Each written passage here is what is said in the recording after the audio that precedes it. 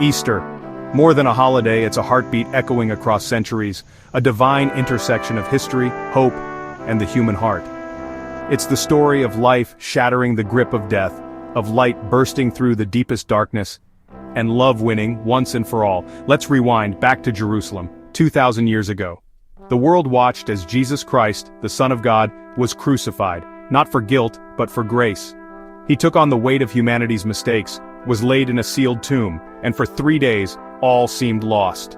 Then the impossible happened. He rose, alive, triumphant. Not just a legend, but a living, breathing miracle, God proving that death doesn't get the last word. He is not here. He has risen, just as he said. For me, that's the foundation of my faith.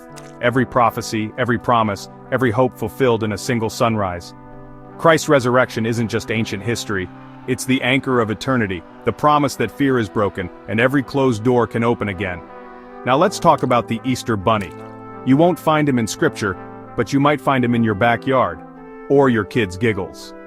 Long before chocolate eggs, rabbits symbolized new life in Europe. Early Christians didn't ignore these springtime traditions, they transformed them. By the 1700s, the Osterhase, a magical hare, was bringing eggs to children. The Easter Bunny isn't a rival to resurrection, he's a playful reminder that life begins again, joy multiplies, and hope can be found in the simplest smiles. Easter is the crescendo of God's love song, 300 prophecies fulfilled, hearts awakened, and hope unleashed. I am the resurrection and the life. The one who believes in me will live, even though they die.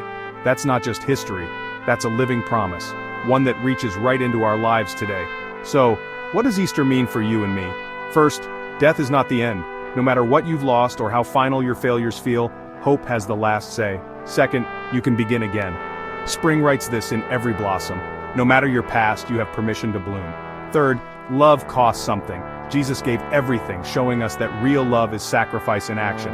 And finally, faith and fun go hand in hand. Easter eggs, bunnies, joyful gatherings, they're not distractions, they're celebrations, made meaningful when Christ stays at the center.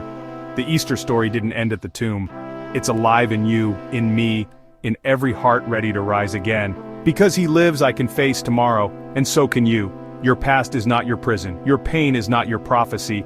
This is your resurrection season, the story that never ends.